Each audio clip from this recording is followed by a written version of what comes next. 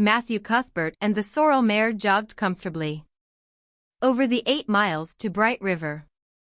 It was a pretty road, running along between snug farmsteads, with now and again a bit of balsamy fir wood to drive through or a hollow where wild plums hung out their filmy bloom. The air was sweet, with the breath of many apple orchards, and the meadows sloped away in the distance to horizon mists of pearl and purple, while the little birds sang as if it were the one day of summer in all the year. Matthew enjoyed the drive after his own fashion, except during the moments when he met women and had to nod to them. For in Prince Edward Island you are supposed to nod to all and sundry you meet on the road, whether you know them or not. Matthew dreaded all women except Marilla and Mrs. Rachel. He had an uncomfortable feeling that the mysterious creatures were secretly laughing at him. He may have been quite right in thinking so, for he was an odd-looking personage, with an ungainly figure and long iron-gray hair that touched his stooping shoulders, and a full, soft brown beard which he had worn ever since he was 20. In fact, he had looked at 20 very much as he looked at 60, lacking a little of the grayness. When he reached Bright River there was no sign of any train. He thought he was too early, so he tied his horse in the yard of the small Bright River Hotel and went over to the station house.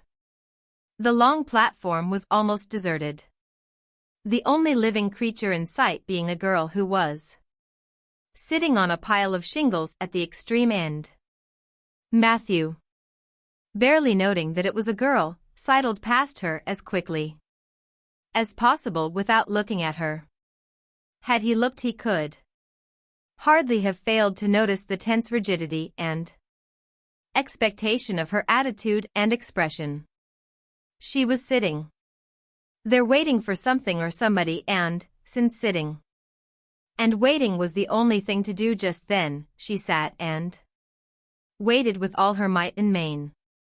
Matthew encountered the station master locking up the ticket office preparatory to going home for supper, and asked him if the 5:30 train would soon be along. The 5:30 train has been in and gone half an hour ago, answered that brisk official. But there was a passenger dropped off for you, a little girl. She's sitting out there on the shingles. I asked her to go into the ladies' waiting room, but she informed me gravely that she preferred to stay outside. There was more scope for imagination, she said. She's a case, I should say. I'm not expecting a girl, said Matthew blankly. It's a boy. I've come for. He should be here. Mrs. Alexander Spencer was to bring him over from Nova Scotia for me. The station master whistled. Guess there's some mistake, he said. Mrs. Spencer came off the train with that girl and gave her into my charge. Said you and your sister were adopting her from an orphan asylum and that you would be along for her presently. That's all I know about it, and I haven't got any more orphans concealed hereabouts. I don't understand, said Matthew helplessly, wishing that Marilla was at hand to cope with the situation. Well, you'd better question the girl, said the station master carelessly. I dare say she'll be able to explain. She's got a tongue of her own, that's certain. Maybe they were out of boys of the brand you wanted? He walked jauntily away, being hungry, and the unfortunate Matthew was left to do that which was harder for him than bearding a lion in its den. Walk up to a girl, a strange girl, an orphan girl, and demand of her why she wasn't a boy. Matthew groaned in spirit as he turned about and shuffled gently down the platform towards her. She had been watching him ever since he had passed her, and she had her eyes on him now. Matthew was not looking at her. and would not have seen what she was really like if he had been, but an ordinary observer would have seen this. A child of about 11, garbed in a very short, very tight, very ugly dress of yellowish-gray wincey. She wore a faded brown sailor hat, and beneath the hat, extending down her back, were 2 braids of very thick, decidedly red hair. Her face was small, white and thin, also much freckled. Her mouth was large, and so were her eyes, which looked green in some lights and moods and gray in others.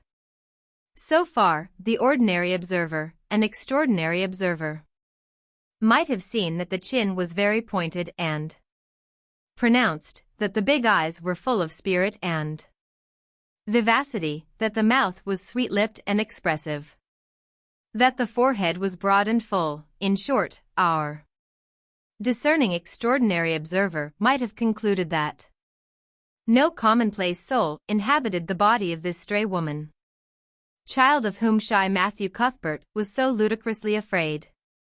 Matthew, however, was spared the ordeal of speaking first, for as soon as she concluded that he was coming to her, she stood up, grasping with one thin brown hand the handle of a shabby, old-fashioned carpet-bag, the other she held out to him. "I suppose you are Mr. Matthew Cuthbert of Green Gables?" she said in a peculiarly clear, sweet voice. "I'm very glad to see you. I was beginning to be afraid you weren't coming for me, and I was imagining all the things that might have happened to prevent you. I had made up my mind that if you didn't come for me tonight, I'd go down the track to that big wild cherry tree at the bend, and climb up into it to stay all night. I wouldn't be a bit afraid, and it would be lovely to sleep in a wild cherry tree, all white, with bloom in the moonshine, don't you think? You could imagine you were dwelling in marble halls, couldn't you? And I was quite sure you would come for me in the morning. If you didn't tonight." Matthew had taken the scrawny little hand awkwardly in his. Then and there he decided what to do. He could not tell this child with the glowing eyes that there had been a mistake. He would take her home and let Marilla do that. She couldn't be left at Bright River anyhow, no matter what mistake had been made, so all questions and explanations might as well be deferred until he was safely back at Green Gables. "I'm sorry I was late," he said shyly. "Come along. The horse is over in the yard. Give me your bag." "Oh, I can carry it," the child responded cheerfully. "It isn't heavy. I've got all my worldly goods in it, but it isn't heavy. And if it isn't carried in just a certain way, the handle pulls out, so I'd better keep it because I know the exact knack of it. It's an extremely old carpet bag. Oh, I'm very glad you've come, even if it would have been nice to sleep in a wild cherry tree. We've got to drive a long piece, haven't we?" Mrs. Spencer said it was 8 miles. "I'm glad because I love driving." "Oh, it seems so wonderful that I'm going to live with you and belong to you. I've never belonged to anybody, not really. But the asylum was the worst. I've only been in it 4 months, but that was enough. I don't suppose you ever were an orphan in an asylum, so you can't possibly understand what it is like. It's worse than anything you could imagine." Mrs. Spencer said it was wicked of me to talk like that, but I didn't mean to be wicked. It's so easy to be wicked without knowing it, isn't it? They were good, you know, the asylum people. But there is so little scope for the imagination in an asylum, only just in the other orphans. It was pretty interesting to imagine things about them, to imagine that perhaps the girl who sat next to you was really the daughter of a belted earl, who had been stolen away from her parents in her infancy by a cruel nurse who died before she could confess. I used to lie awake at nights and imagine things like that, because I didn't have time in the day. I guess that's why I'm so thin. I am dreadful thin, ain't I? There isn't a pick on my bones. I do love to imagine I'm nice and plump, with dimples in my elbows. With this, Matthew's companion stopped talking, partly because she was out of breath and partly because they had reached the buggy. Not another word did she say until they had left the village and were driving down a steep little hill, the road part of which had been cut so deeply into the soft soil that the banks, fringed with blooming wild cherry trees and slim white birches, were several feet above their heads. The child put out her hand and broke off a branch of wild plum that brushed against the side of the buggy. Isn't that beautiful? What did that tree, leaning out from the bank, all white and lacy, make you think of? She asked. Well now, I dunno, said Matthew. Why, a bride, of course, a bride all in white with a lovely misty veil. I've never seen one, but I can imagine what she would look like. I don't ever expect to be a bride myself.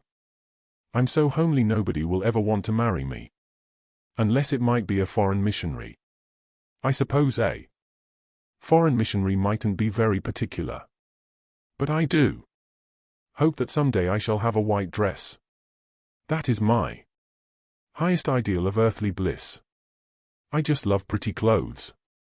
And I've never had a pretty dress in my life that I can remember, but of course it's all the more to look forward to, isn't it?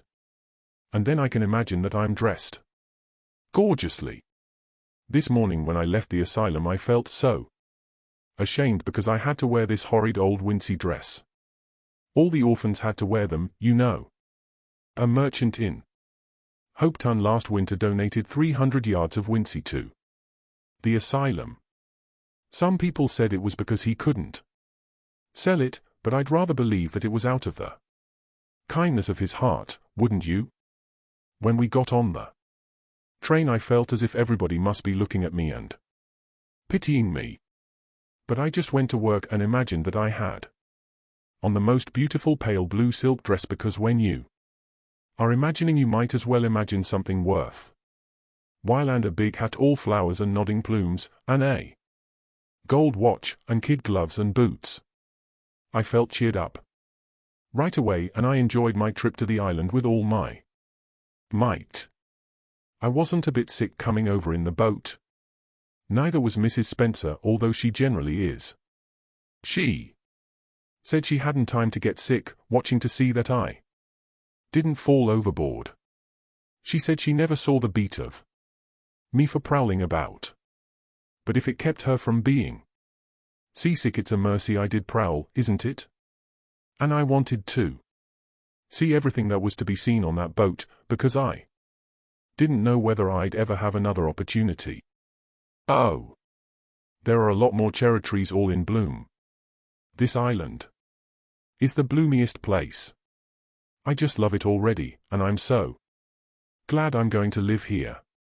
I've always heard that Prince Edward Island was the prettiest place in the world, and I used to imagine I was living here, but I never really expected I would.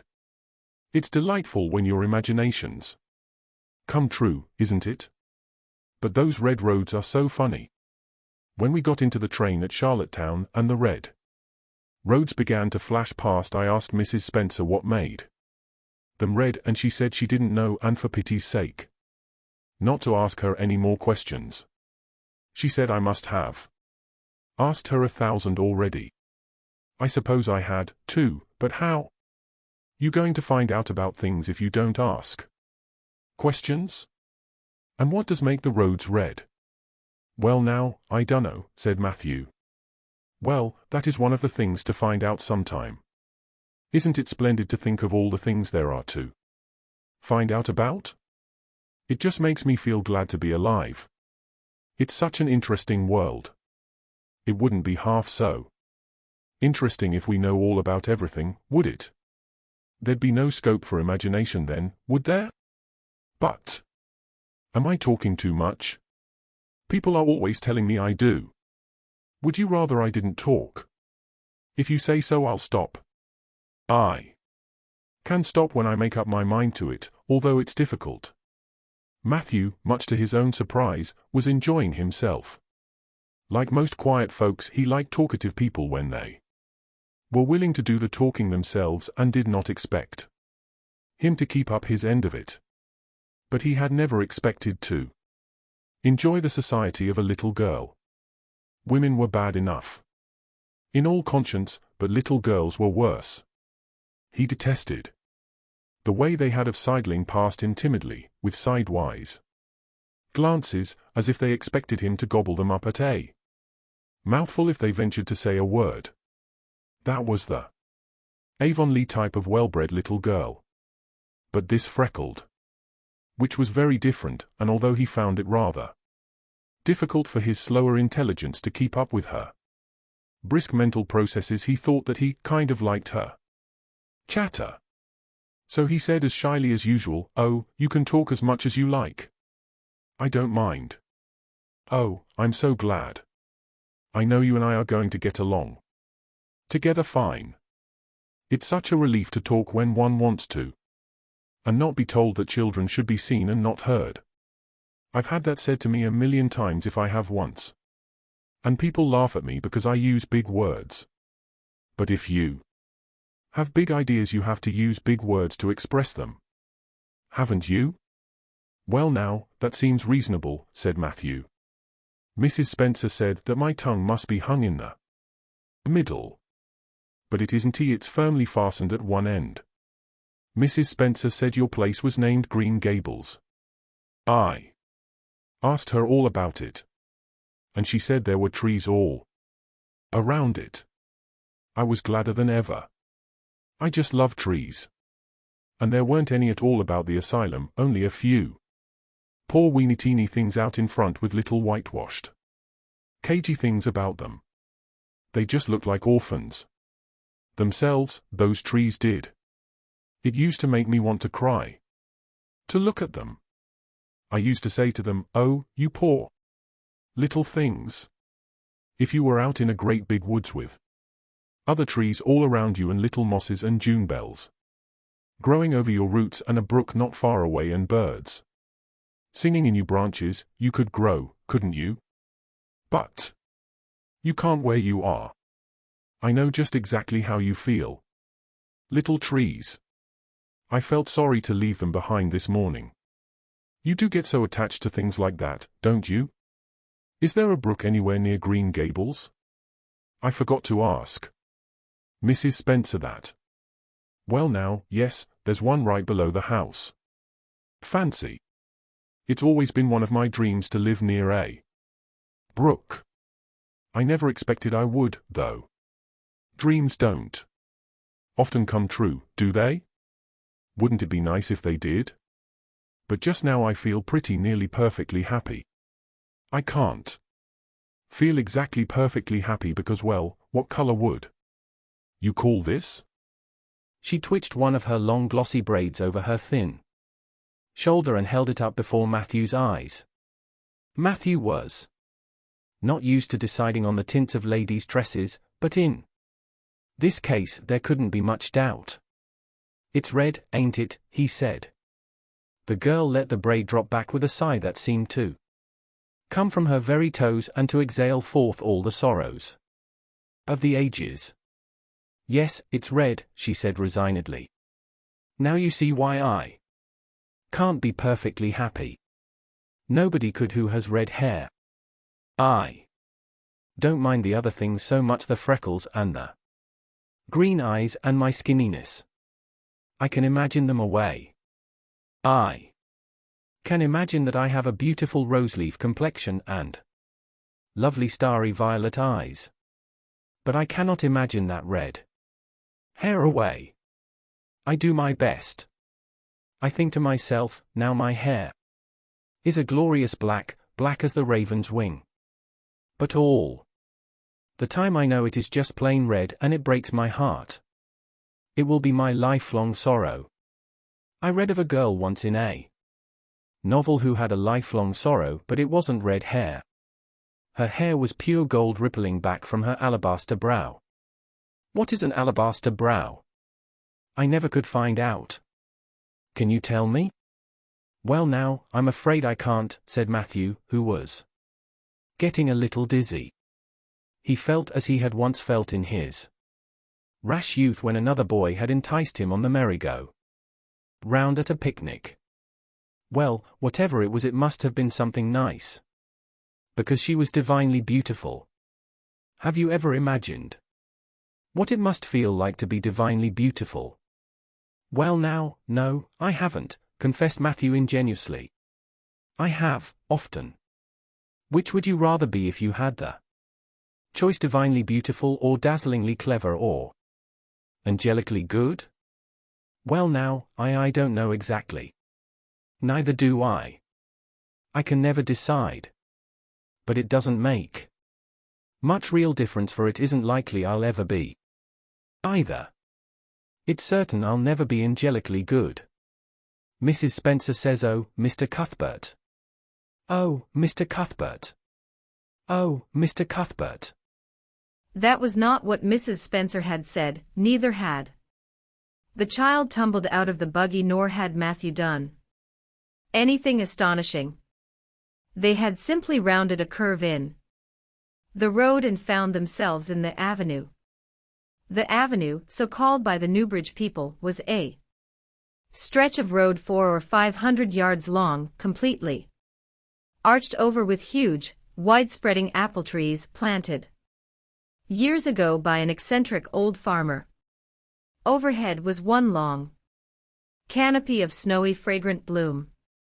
Below the boughs the air was full of a purple twilight, and far ahead a glimpse of painted sunset sky shone like a great rose window at the end of a cathedral aisle. Its beauty seemed to strike the child dumb. She leaned back in the buggy, her thin hands clasped before her, her face lifted rapturously to the white splendor above. Even when they had passed out and were driving down the long slope to Newbridge, she never moved or spoke. Still with rapt face, she gazed afar into the sunset west with eyes that saw visions trooping splendidly across that glowing background. Through Newbridge, a bustling little village where dogs barked at them and small boys hooted and curious faces peered from the windows, they drove, still in silence. When 3 more miles had dropped away behind them, the child had not spoken. She could keep silence, it was evident, as energetically as she could talk. "I guess you're feeling pretty tired and hungry," Matthew ventured to say at last, accounting for her long visitation of dumbness with the only reason he could think of. "But we haven't very far to go now, only another mile." She came out of her reverie with a deep sigh and looked at him with the dreamy gaze of a soul that had been wandering afar, star-led. "Oh, Mr. Cuthbert," she whispered, "that place we came through, that white place, what was it?" "Well now, you must mean the avenue," said Matthew after a few moments' profound reflection. "It is a kind of pretty place." "Pretty? Oh, pretty doesn't seem the right word to use. Nor beautiful, either. They don't go far enough." "Oh, it was wonderful, wonderful. It's the first thing I ever saw that couldn't be improved upon by imagination.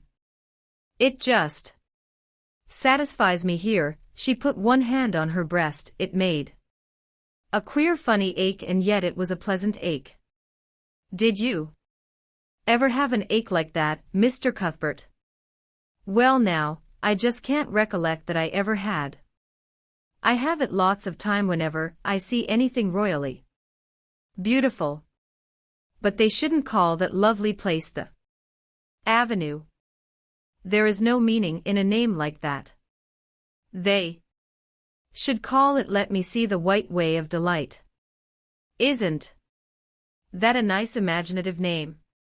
When I don't like the name of a place or a person, I always imagine a new one and always think of them so.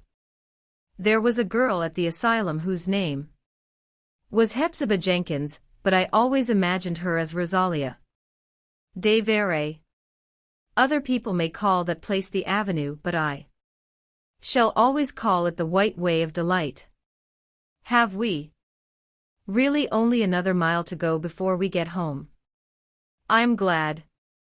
And I'm sorry. I'm sorry because this drive has been so pleasant, and I'm always sorry when pleasant things end.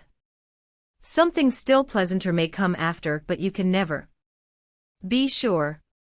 And it's so often the case that it isn't pleasanter.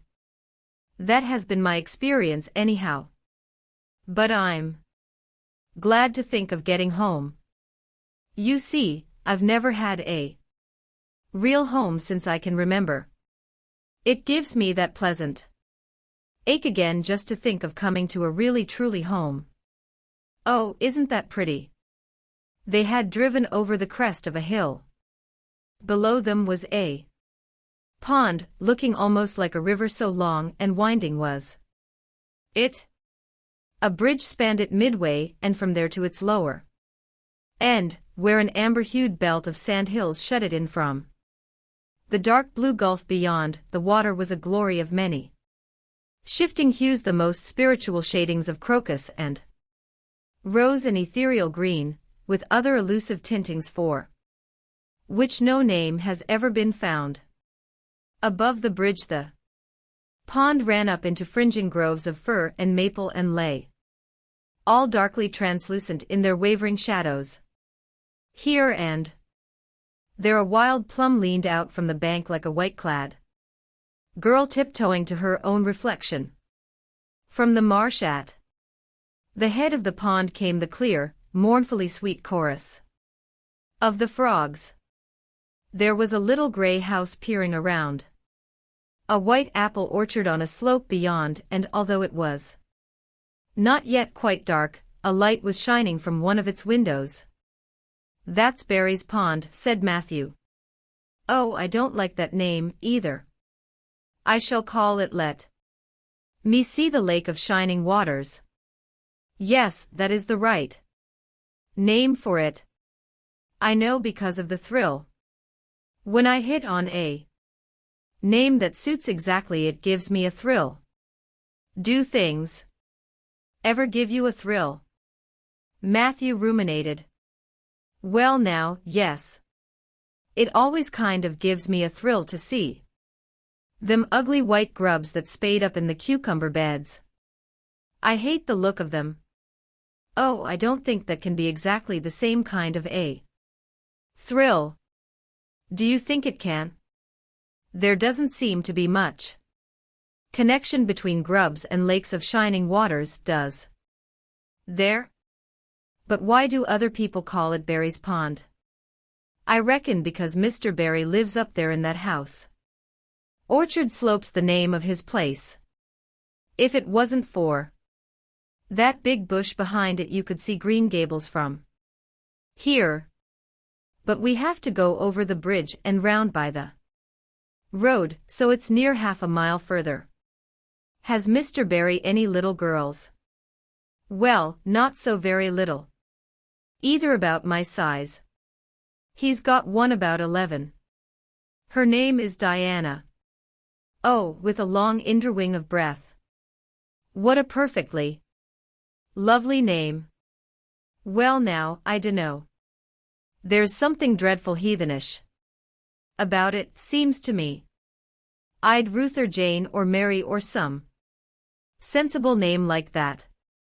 But when Diana was born, there was a schoolmaster boarding there, and they gave him the naming of her, and he called her Diana. I wish there had been a schoolmaster like that around when I was born, then. Oh, here we are at the bridge. I'm going To shut my eyes tight. I'm always afraid going over bridges. I can't help imagining that perhaps just as we get to the middle, they'll crumple up like a jackknife and nip us. So I shut my eyes. But I always have to open them. For all when I think we're getting near the middle. Because, you see, if the bridge did crumple up, I'd want to see it crumple. What a jolly rumble it makes. I always like the rumble part of it. Isn't it splendid? There are so many things to like in this world. There we're over. Now I'll look back. Good night, dear lake of shining waters. I always say good night to the things I love, just as I would to people I think they like it. That water looks as if it was smiling at me. When they had driven up the further hill and around a corner, Matthew said, "We're pretty near home now. That's Green Gables over." "Oh, don't tell me," she interrupted breathlessly, catching at his partially raised arm and shutting her eyes that she might not see his gesture. "Let me guess.